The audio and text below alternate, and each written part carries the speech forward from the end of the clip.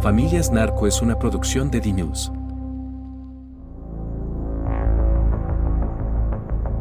Los Lobos es una organización criminal ecuatoriana que inició sus actividades como una disidencia de los choneros. Hoy son sus principales enemigos y se han constituido como la segunda agrupación delictiva más numerosa del Ecuador, con más de 8.000 miembros distribuidos en las prisiones del país. Desde el 2016 proveen armas y seguridad al cartel Jalisco Nueva Generación. Los Lobos son considerados actualmente una de las organizaciones criminales más grande y más importante en Ecuador. Son una facción en este momento criminal, la más compleja hoy en Ecuador e incluso en la región andina, y se desprenden oficialmente de los choneros. Su rol inicialmente dentro de los choneros era brindar seguridad y ser parte de una red sicarial y de control en los entornos penitenciarios, en las diferentes cárceles del país. Es una organización que surge dentro de la cárcel aproximadamente en el 2015 como parte de los choneros. De hecho, cobran mucha fuerza dentro de la organización los choneros, siendo una red más pequeña, una organización más pequeña, específicamente en la cárcel de Turi, una de las 3 de máxima seguridad que tenía en ese entonces el Estado ecuatoriano. Eran el grupo que daba seguridad, eran los sicarios de los choneros, hasta el año 2020, cuando es asesinado Rasquiña, JR, Jorge Luis Zambrano, y después de eso hay un problema por quién le va a suceder a Rasquiña, y los Lobos no están de acuerdo con que asuman ni Fito ni Junior, entonces ellos se abren de esa organización. Cuando el golpe entre el 2020 y 2021 a más de 48 integrantes de los Lobos hace que estos queden al interior de la cárcel, especialmente en la del Litoral, en Guayaquil, termina un enfrentamiento de los Lobos contra los choneros porque ya estaban a cargo del negocio. Cuando finalmente los choneros desaparecen de la forma más dura porque sus líderes se caen, los Lobos empiezan ahora a reclutar bandas más pequeñas como las Águilas o como los del Paso, y después de eso a enfrentarse con los pocos líderes que quedaban de los choneros. De ahí que en este motín, que fue uno de los más complejos en la cárcel de Guayaquil y que murieron más de 100 personas entre los guardas, entre las otras personas privadas de la libertad, intentaban dar de baja a Junior. Posteriormente este personaje pierde la vida en el límite con Colombia en formas que hoy todavía las autoridades investigan, pero ahí los Lobos terminan por ser la estructura criminal y la mafia de droga más fuerte en el Ecuador. Inicialmente hablábamos de una banda que prestaba servicios a grupos criminales. Hoy hablamos de mafia por una razón particular, y es que tienen control en diferentes centros penitenciarios y carcelarios, están controlando las líneas de distribución de droga hacia Estados Unidos, e incluso se ha dicho que tienen conexión con el Frente 48 de las disidencias de las FARC en Colombia. Es desde allí donde salen los insumos, al punto que este grupo, ya se ha dicho por las autoridades, tienen ya laboratorios. Entre tanto, reciben los insumos, procesan la droga y son los que la están llevando precisamente por todo el proceso del mar hacia Norteamérica. Esto lo que está haciendo es que, como es tan difícil por ese límite entre Colombia y Ecuador poder generar un operativo conjunto, encontrar el vacío perfecto para poder exportar la droga sin ningún tipo de contención rápida y, entre tanto, pues burlando a las autoridades. Actualmente es una organización que estiman que puede tener cerca de 10.000 o 15.000 miembros. Solamente en prisiones hay cerca de 8.000 integrantes, en prisiones ecuatorianas hay cerca de 8.000 integrantes de los Lobos. Su principal líder era Wilmer Chavarría, alias Pipo, quien operaba desde la prisión de Turi en Cuenca. Hasta marzo del 2024 se creía que había sido asesinado durante un motín carcelario en el 2021. Hoy las autoridades han comprobado que sigue con vida y maneja las operaciones de la organización criminal desde Europa. El principal líder de los Lobos, el que crea y el que toma la decisión de salir de los choneros, es Pipo, que hoy está prófugo, ¿no es cierto?, que está fuera del país y sin embargo tiene una influencia directa en cómo se maneja la organización, y ha generado estos liderazgos transversales, horizontales, en los cuales les dan libertad a los cabecillas en diferentes zonas del país para que tomen sus propias decisiones y vayan dando información de cómo está operando la organización a nivel nacional. Pipo era una persona muy cercana al líder de los choneros en su momento, a Rasquiña, y se dice que esta persona sigue liderando la organización criminal. Pero recientemente se ha confirmado que se ha escondido en Europa y desde Europa dirige esa organización. Un tema importante de los lobos es que, al igual que otras organizaciones como el Tren de Aragua, por ejemplo, se han separado en pequeños grupos. Ellos trabajan, se puede decir, con grupos como los tiguerones o los chon killers, que forman parte de la estructura de los lobos. O sea, ellos tienen como pequeñas subsidiarias que hacen su trabajo sucio, hacen su propio trabajo con su propia organización. Un jefe, un equipo de lugartenientes, soldados, personas que se encargan de las cobranzas, personas que se encargan de las extorsiones, que se encargan de los secuestros y también personas que se encargan del lavado del dinero. La estructura de mando es bastante curiosa y muy distinta a lo que vemos en las organizaciones criminales locales. Esto va desde aspectos simbólicos que podemos observar de las organizaciones. Por ejemplo, si miras a los choneros, los chone killers o los tiguerones, tienen un mando muy específico y muy visible. Todos sabemos quién es el jefe, jefa de la organización criminal, pero en el caso de los lobos hay un liderazgo difuso. Se dice que tienen una estructura piramidal, es decir, sigue siendo el líder o el jefe de la organización quien toma las grandes decisiones, pero a nivel local se puede decir tienen cierta autonomía de mando y esto es lo que les lleva a tener mucho éxito. La estructura de mando hoy de los lobos se basa en una posibilidad de 3 cabezas al tiempo que están en diferentes centros penitenciarios y carcelarios. Ellos aprendieron precisamente con los choneros que si tenían un solo líder iban rápidamente a ser identificados y a tener una estructura piramidal. Empezaron entonces por mecanismos de comunicación con un escenario maravilloso para ellos y es las mismas cárceles son un búnker para la protección de sus líderes. Si llegaban a atacar a uno, pues 2 seguían con la posibilidad operativa y con la posibilidad logística. Cada uno de los cabecillas en provincias toma las iniciativas por sí solo. Entonces, hay cabecillas que, por ejemplo, están operando un cabecilla en la provincia del Oro, desde donde se controla todo el tema de la minería ilegal en Camilo Ponce Enríquez. Hay otro cabecilla en Guayas, hay otro cabecilla en Chimborazo. Así, por provincias o por ciudades, hay cabecillas que además tienen un mando, como decía, horizontal. No están dependiendo directamente de las disposiciones que le dé desde el cabecilla principal o su subalterno. Entonces, por eso es que han logrado además poder tener con esa autonomía, ir creciendo e ir permeando además de las alianzas que tejen con organizaciones como grupos criminales de Perú, grupos criminales de Venezuela, como el Tren de Aragua, o también con los comandos de la frontera, con quienes están aliándose para la minería ilegal en Sucumbíos. Tienen un canal de conducción sobre la toma de decisiones, sobre el manejo de las finanzas, que es muy propia de organizaciones flexibles. De modo que cuando cae uno de sus líderes, rápidamente son reposicionados y para ello utilizan muy bien lo que son los recintos penitenciarios. No hay otra la razón por la cual se explica el nivel de crisis penitenciaria ecuatoriana, donde en el lapso de 2 años han habido 450 asesinatos. Y tiene que ver porque desde dentro de la cárcel se pueden manejar los negocios de manera incluso más segura que desde la calle.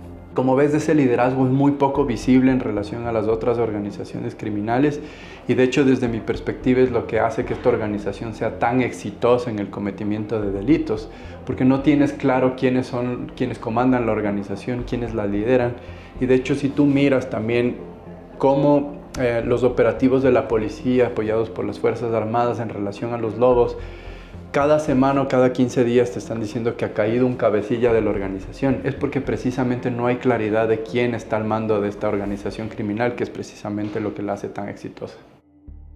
Con la erosión de la posición de los choneros como organización criminal dominante en Ecuador, los lobos comenzaron a ganar poder y tomaron el control de una poderosa federación de bandas. Entre ellas se encuentran los tiguerones y los chone killers. Su objetivo es controlar las prisiones del país y el tráfico de narcóticos hacia Estados Unidos y Europa, como enlaces con el crimen organizado de Colombia y México. Además del tráfico de cocaína, los lobos también han tomado el control de las regiones de extracción ilegal de minerales de oro, cobrando un impuesto del 10% de todos los minerales extraídos. De esta manera han establecido el control de gran parte del sector de la minería ilegal en Ecuador, convirtiéndolo en un pilar firme para los ingresos criminales. También participan en la comercialización de vacunas, falsificadas y en la trata de personas. Se convierten en la segunda organización más numerosa por varios aspectos.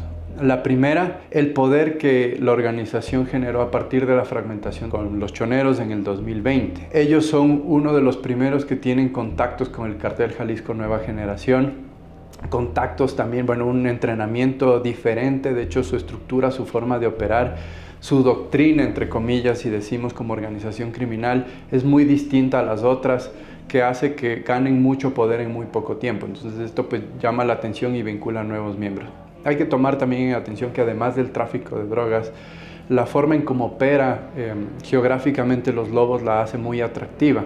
Ellos lo que han hecho con el paso de los años es aliarse con redes, organizaciones o inclusive pandillas, es decir, organizaciones más pequeñas.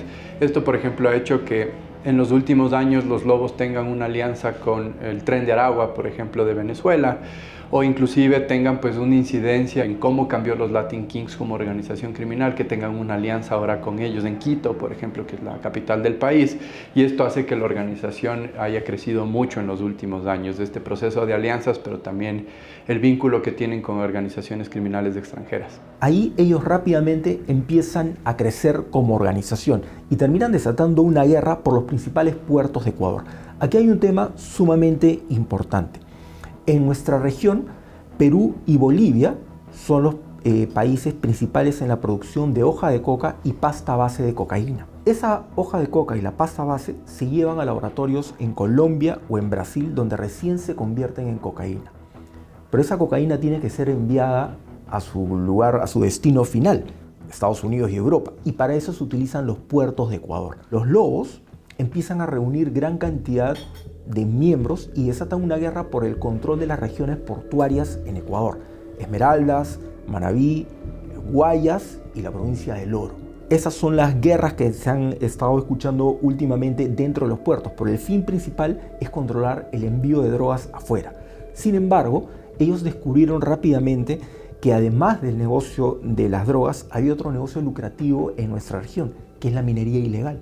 La diversificación se da cuando ellos precisamente empiezan a operar y a ingresar a zonas de minería, especialmente en Buenos Aires, desde el año 2020-2021, y luego en Ponce Enríquez, en Camilo Ponce Enríquez, que es el cantón que se volvió el epicentro de disputas por la minería ilegal y donde están enfrentadas facciones de los lobos, pero ellos dan el salto cuando ingresan en la minería ilegal. En Buenos Aires, en Ponce Enríquez y también en la parte norte del país, en Sucumbíos y en Orellana, en algunos focos de minería ilegal. Es importante decir que los lobos lo que han hecho es un proceso de escalamiento. Lo primero fue adueñarse del negocio, saber cómo funcionaba. Después, empezar a quitar las estructuras pequeñas de microtráfico, aunque su negocio era el narcotráfico. Y posteriormente, vía de la extorsión y las amenazas, tener control territorial. Cuando lograron el control territorial para las vías de distribución de droga, fue cuando se hicieron encarcelar. Y ya desde las cárceles el mismo Estado los terminaba protegiendo de sus propios contradictores y de las propias personas que querían matarlos por quedarse también con esas rentas ilícitas. El principal negocio de los lobos es el tráfico de drogas, el envío de drogas desde los puertos de Ecuador hacia sus contactos en Estados Unidos y Europa. Pero una de sus fuentes principales, que podría ser también la primera, es la minería informal. Rápidamente ellos tomaron control de la minería ilegal en las regiones ecuatorianas donde se exporta oro, donde se produce oro. Inicialmente ellos entraron ahí exigiendo las vacunas a todos los productores de oro. En otras palabras, me tienes que pagar para que no te ocurra nada, para que no te pase nada. Si tú me pagas plata, tu seguridad está garantizada. Pero se dan cuenta que el negocio no consistía simplemente en extorsionarlos o pedirles plata. Se apropian de minas dentro de estas regiones. Se convierten ellos en propietarios de estas minas, empiezan a hacer trabajar a personas en condiciones de semi-esclavitud y se dan cuenta que también podían extorsionar a mineras un poco más grandes. Entonces de ahí es donde empiezan a acumular grandes cantidades de dinero y también se dan cuenta que a través del oro puedes esconder todas tus ganancias. Es la única organización criminal ecuatoriana que ha dado muestras claras que quieren controlar los enclaves productivos de minería ilegal en el Ecuador. Y esto se ha manifestado a través del crecimiento de la violencia que tienes en territorios donde tenías una presencia significativa de minería ilegal, pero que no necesariamente estaba vinculado a la violencia. Pero adicional, la extorsión es uno de los principales puntos, no de financiamiento central, sino de control territorial.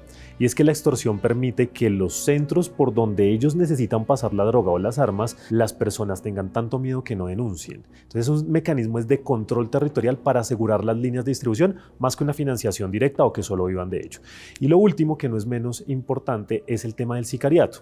Y es que originalmente ellos estaban planteados era en la forma de matar a sueldo a otros. Y ese es su experticia, al punto que se ha dicho que muchas estructuras latinoamericanas los están contratando cuando necesitan matar a alguien de forma particular, sin dejar evidencia y, como se dice popularmente, ir a la fija. Ellos adoptaron un mix muy potente en términos criminales y delincuenciales. Por un lado, sabían cómo se mueve el narcotráfico, como lo hizo en su momento en Colombia FARC o ELN, pero adoptaron las formas de una banda delincuencial local. Entre tanto, tienen todas las formas de ganancia de una gran mafia latinoamericana, pero con la posibilidad de estructura ya no ideológica ni política, sino absolutamente comercial. Funcionan como una empresa. Y eso hace que la forma de investigación de las policías y de inteligencias de Latinoamérica, que saben cómo llegar a un grupo que tiene procesos ideológicos o políticos, sea absolutamente distinta a esta situación.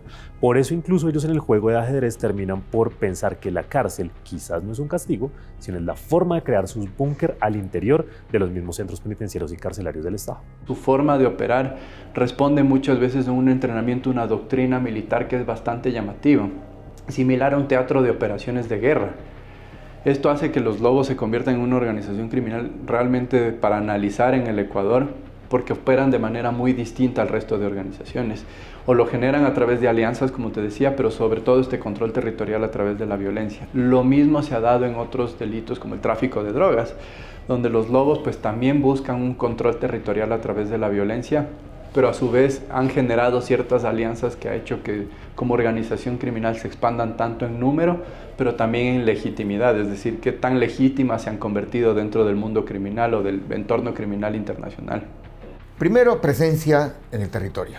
Identifican un eje extractivo, rompen estructura comunitaria, social en la zona, sientan presencia y estructuran una fórmula de cupos, presencia delictiva, imposición de amenazas, captación y contratación de personal desempleado, campesinos que se convierten en cargadores, en mineros ilegales, generándose así una lógica de reproducción del capital que ya los lleva a concentrar la mano de obra de la zona. En la medida de lo posible, a una organización criminal como la de los Lobos no le conviene la violencia armada. Prefieren la plata antes que el plomo. Pero cuando tienen que desbancar a una entidad criminal que puede ser rival, utilizan la amenaza y utilizan la violencia.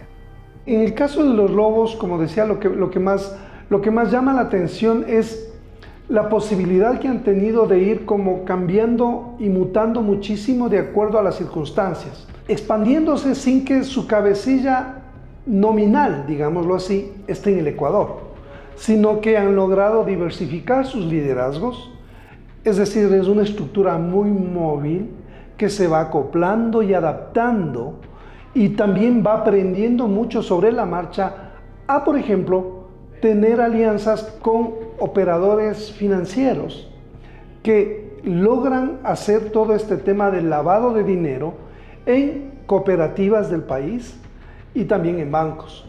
Entonces, el tema de los Lobos no solamente tiene que ver en la parte operativa con cómo se manifiestan los liderazgos de los Lobos y las bandas y cómo están jerarquizados, sino sobre todo con cómo han logrado también hacer sus operaciones financieras, que, como digo, tienen que ver mucho con su fortaleza en el campo de la minería para que finalmente ellos reciben, por ejemplo, ingresos de más o menos $3.600.000 al mes solamente en Camilo Ponce Enríquez, de minería ilegal. Entonces, esos ingresos, el 50% va a los cabecillas y el otro 50% también se reparte entre los integrantes de los Lobos. Es decir, es un ejército criminal que gana muchos recursos y que los integrantes, y por eso vemos que siguen deteniendo a muchos delincuentes, pero esas bandas siguen como aumentando o permanecen con un número flotante de integrantes que más o menos es el mismo. Es porque hay mucha necesidad, y ese es un tema que no se está atacando adecuadamente, porque mientras existe un poder económico y una estructura económica potente detrás de los lobos, no van a poder acabar con esa banda, porque el Estado además no está en las condiciones de enfrentar a ese tipo de organizaciones de una manera mucho más eficaz. Desde que comenzaron a ganar poder, la organización criminal logró imponerse y penetrar el sistema penitenciario mediante la corrupción de funcionarios de prisiones y esquemas de sobornos que llegan hasta los directores de las cárceles. Hoy en día han consolidado su presencia en las prisiones de máxima seguridad, como la prisión de Turi en Cuenca, que alberga a cerca de 1.600 reclusos. El grupo criminal participó en sangrientas masacres carcelarias en Ecuador, que dejaron más de 315 reclusos muertos solo en el 2021. La relación entre los motines y los lobos es directa. Más de 500 personas han muerto o han quedado gravemente lesionadas después de motines que se ha comprobado por las mismas autoridades ecuatorianas que fueron provocados por los lobos, ya sea en búsqueda de alguien que quieren darle de baja como Junior o para poder controlar los pabellones como el 8 y el 9 en el litoral en Guayaquil. Los motines son claves porque les permiten tres cosas. 1, poder entrar en el desorden las armas que necesitan. 2, poder entrar los mecanismos de comunicación. Y lo tercero es sacar también de la cárcel las personas que necesitan tener afuera para la estructura. Se ha dicho que en esos motines hasta 86 personas claves han logrado escapar y hoy son los que coordinan las células afuera. Dentro de las cárceles ecuatorianas está el nivel de tolerancia que se presenta, que les permite seguir operando con la certeza y la seguridad, primero, de que no van a ser capturados ni identificados porque ya están capturados. En segundo lugar, cuentan con la complicidad de malos funcionarios carcelarios que les permiten un sistema de comunicaciones, un sistema de gestión de negocios. Y en tercer lugar, porque llegado el caso y dada la necesidad de confrontar al Estado, te hacen un motín carcelario que, como el que ocurrió hace algunos años, produjo la muerte de 100 personas o más en un solo motín en la cárcel del litoral de Guayaquil. ¿Por qué lo hacen? Porque los lobos surgen como una organización criminal carcelaria, se puede decir. Surgen dentro del entorno penitenciario y para ellos es muy importante controlar estos espacios, porque en el Ecuador quien controla los pabellones o las cárceles controla las calles en el crimen organizado, y es por eso que ellos buscan controlar diferentes centros penitenciarios, y es por eso esa relación con los motines y la violencia carcelaria que se ha visto en el país. ¿Cómo retoman el control de las cárceles y por qué pasa? Esto es importante porque los lobos fueron ajedrecistas en términos criminales. Lograron llegar a dónde estaban aquellos delincuentes que podían vincular rápidamente a su estructura. 2, en qué cárceles, incluso de extremo cuidado, sabiendo que allí no los iban a matar por lo menos desde afuera. Y 3, el negocio de las armas fue fundamental. Y es que como ellos sí tenían acceso, especialmente por esas conexiones con las extintas FARC y ahora con las disidencias, de poder tener esas armas y las municiones. Al lograr ingresar armas y municiones a las cárceles, especialmente a la del litoral, pues terminaron por poder ajusticiar al interior del espacio. Por eso es que los 4 motines, que han sido absolutamente violentos, liderados por estos personajes, han dejado más de 500 personas muertas o heridas desde el 2020 hasta el cierre del 2023. Los lobos están aliados con grupos criminales de la región. Su principal conexión internacional es con el cartel Jalisco Nueva Generación en México, pero también tienen vínculos con otros actores internacionales, como la mafia albanesa o las Fuerzas Armadas Revolucionarias de Colombia. Ellos se expanden rápidamente a través de los negocios y las alianzas que ellos van formando con otras organizaciones criminales. Te contaba, por ejemplo, que en el caso de Perú y Bolivia tienen nexo con organizaciones que se dedican a la producción de hoja de coca y a la producción de pasta base de cocaína. Ahí es donde comienza el nexo. Pero también tienes que tener en cuenta que tenemos muchas fronteras comunes. Perú tiene una frontera común con Ecuador, que tiene una frontera común con Colombia, y Perú tiene frontera común con ambos países. Tenemos incluso una frontera tripartita con Colombia y con Brasil. Entonces, de esa manera ellos se han dado cuenta que pueden entrar y salir de un país sin ningún problema.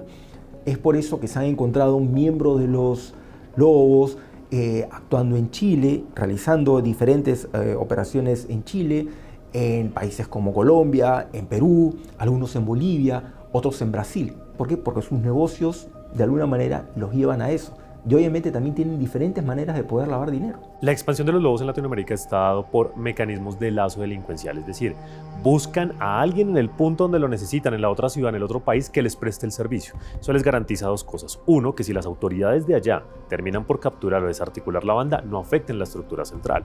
Y lo segundo, que como en cualquier dinámica de mercado, a veces es más fácil contratar al que sabe allá y conoce el territorio que enviar a alguien para que se enfrente con los que están allá, para que intente buscar un espacio o para que termine en medio de corrupción en la otra banda. Los lobos se expanden por Latinoamérica esencialmente por sus intereses vinculados, en el caso de, por ejemplo, Perú, a la minería ilegal y también, digamos, que a las extorsiones. Se han documentado casos de los lobos en barrios periféricos de Perú, de Lima, pero también se han identificado en Chile, y eso todavía está investigándose, entender por qué hay lobos en Chile. Este es un tema que no se ha profundizado mucho, pero sí hay muchos datos de que en Chile se ha aumentado muchísimo el consumo de cocaína y de creepy, que es la marihuana. Entonces, el control, la marihuana sale por Ecuador, se produce mucha marihuana en Ecuador, mucho creepy, ¿no es cierto? Llega mucho creepy, mucha marihuana colombiana entra también al país, y esa sale por el sur, hacia Perú, hacia Chile y Argentina. Entonces, ese podría ser uno de los motivos. Ellos están entrando en este tema de poder ser parte de la cadena de distribución de marihuana en Chile y también de cocaína. No es tan fácil.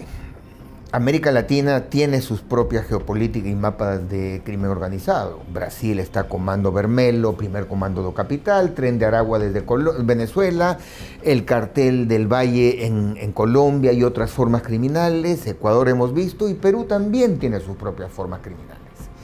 En ese sentido, los lobos están dedicados a apropiarse del hemisferio occidental del Pacífico Sur, la península del Ecuador, desde donde salen los embarques de cocaína hacia el mar. Ese es su principal punto de negocios. Si eso incluye la costa norte del Perú, como de hecho pareciera que lo está incluyendo, es porque constituye parte de ese mismo ámbito territorial. Familias Narco es una producción de DNews.